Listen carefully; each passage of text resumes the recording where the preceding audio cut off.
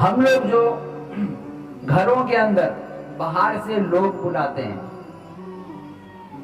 قرآن پڑھنے کے لیے گھروں کے اندر یا کارخانوں کے اندر برکت کے لیے، تو جو لوگ باہر سے آتے ہیں 5 10 15 20، ان کے متعلق کبھی آپ نے تحقیق اور جائزہ لیا ہے، کبھی ریسرچ کیا ہے کہ یہ لوگ کون ہوتے ہیں؟ آپ کی زبان میں قرآن خوانی جسے کہتے ہیں، آپ کیجئے، کوئی مسئلہ نہیں ہے، کروائیے، لیکن آپ نے کبھی ریسرچ کیا ہے باہر سے جو لوگ پڑھنے ہمارے گھر آ رہے ہیں یا دکانوں میں آ رہے ہیں، پورا ختم کرنے کا اتنا پیسہ لیں گے اور ان کو یہ کھلانا پڑے گا، یہ ناشتہ دینا پڑے گا؟ آپ کبھی ریسرچ کیجئے، اگر کریں گے ہو سکتا ہے آپ کے علم میں یہ بات نہ آئے، لیکن چونکہ مجھے پتا ہے کہ یہ ایسے لوگ ہیں، یہ لوگ دیکھیے، ایک فارمولا یاد رکھنا ہمیشہ، ہر لائن میں، ہر فن میں آپ کو چور ملیں گے۔ کون؟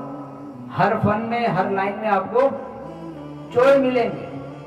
جیسے کسی کو چوری کی عادت ہے لیکن اس کو چوری میں مزہ نہیں آ رہا، اس کو چوری کرنا ہے کھلے عام عزت احترام کے ساتھ، کھلے عام عزت کے ساتھ، احترام کے ساتھ چوری کرنا چاہتا ہے وہ، اس کا فارمولا،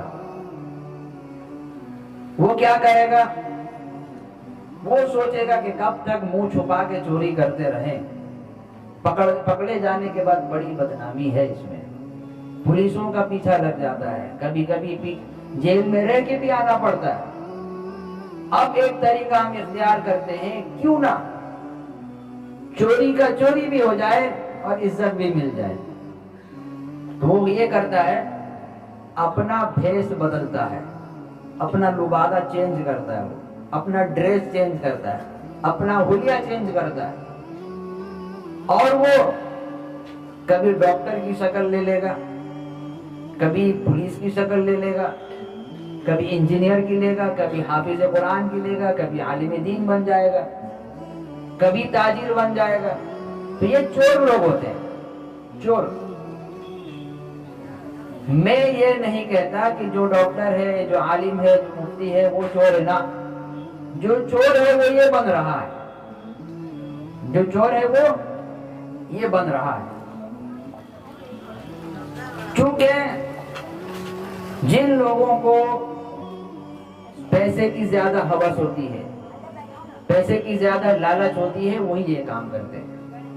ہم نے ہاسپٹلوں کے اندر دیکھا ہے اور ریسرچ بھی رہی ہے، کبھی پیشنٹ کی حالت بہت زیادہ خراب ہو جاتی ہے، لیکن ان کے پاس، ڈاکٹروں کے پاس آپشن ہوتا ہے کہ نارملی طریقے سے علاج کیا جائے اور ہو سکتا ہے بہتر، لیکن وہ لوگ ایسا نہیں کرتے، کیونکہ انہیں اگر نارملی کر دیا جائے تو پیسے بھی کم ملیں گے اور ان کا کام بھی نہیں ہوگا۔ وہ یہ کرتے ہیں کہ زیادہ رقم بتا دیتے ہیں اور بڑا علاج اور بڑی بیماری ثابت کرتے ہیں، اور جیسا تیسا کر کے پیسہ پہلے لے لیتے ہیں، کہتے ہیں پہلے پیسہ جمع کرائیے اس کے بعد علاج شروع ہوگا، جبکہ یہاں پیشنٹ کی حالت خراب ہو رہی ہے۔ پیسہ لوگ جمع کرا دیتے ہیں، لاکھ روپے، 2 لاکھ روپے، کروڑ روپے لگا دیتے ہیں، پھر بھی نتیجہ یہ نکلتا ہے کہ وہ ڈاکٹر کہتے ہیں آئی ایم سوری۔ تو وہ پیسہ کیا واپس لے لیں گے ہم لوگ؟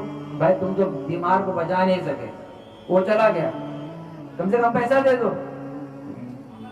ہم دکان سے سامان لیتے ہیں، اچھا نہیں لگا دکان واپس کرتی ہے، بھائی پیسہ دو، مل جاتا ہے ہمیں، لیکن ڈاکٹروں کے یہاں ایسا نہیں ہے، پیسہ وہ چلا گیا آپ کا، کوششوں میں لاکھ روپے چلے گئے۔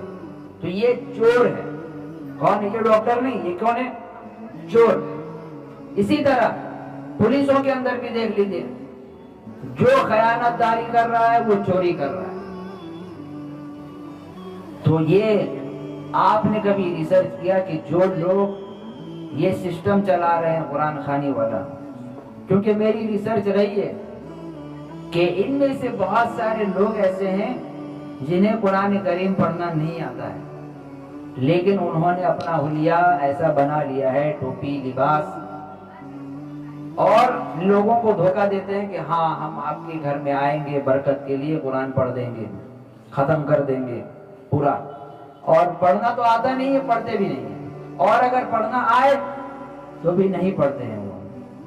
یہ ریسرچ رہی ہے ہم لوگوں کی۔ تو ان کو کہا جائے گا یہ چور ہے، یہ معاشرے کے، یہ اسلام کے چور ہے، ایمان کے لٹیرے ہیں، اور دھوکہ دینے میں ان سے آگے کوئی نہیں۔ تو یہ کیوں ہو رہا ہے؟ انہیں موقع کیسے مل رہا ہے؟ انہیں موقع ہم لوگوں کی وجہ سے ہی مل رہا ہے۔ اگر ہمیں اس کام کے اوپر قدرت ہو تو ہم باہر سے کیوں بلائیں گے؟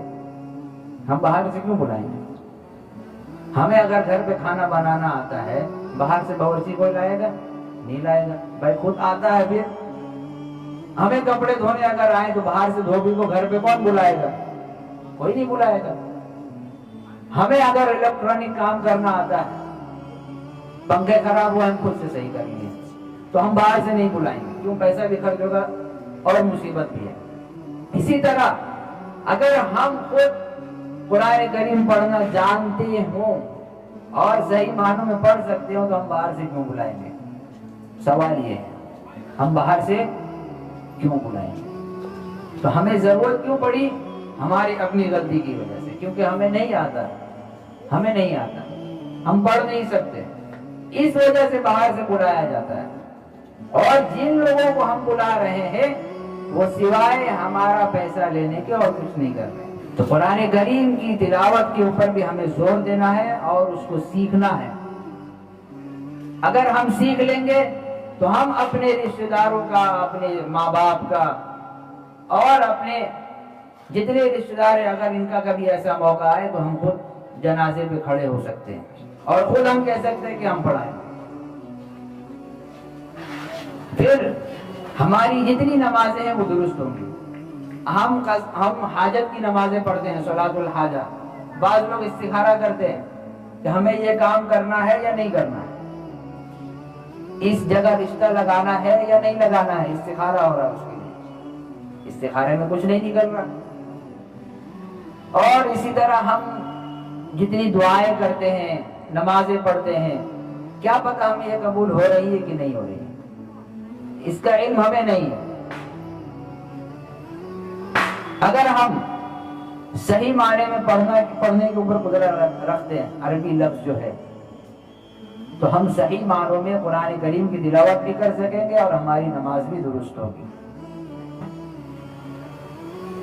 اسی طرح جتنی مسجدیں ہیں، جہاں جہاں مجبوری کے تحت لوگوں نے اپنے اماموں کو رکھا ہوا ہے، ان میں سے بہت سارے لوگوں کو بھی قرآن کریم پڑھنا نہیں آتا صحیح سے۔ تو جب ہمارا یہ حال رہے گا تو اللہ تبارک و تعالی ہماری دعائیں کبھی قبول کرنے والے نہیں ہیں۔ دعائیں کیسے قبول ہوگی؟ ہم جس چیز کے لیے نماز پڑھ رہے ہیں وہ تو اللہ کے یہاں قبول نہیں ہو رہی، کیونکہ اس کے اندر بگاڑ ہے، اس کے اندر نقص ہے، تو ہمارا وہ کام پھر کیسے ہوگا؟ تو اللہ تبارک و تعالی ہم سب کو قرآن مقدس کی تلاوت کرنے کی اور اس کے اوپر عمل کرنے کی توفیق عطا فرمائے۔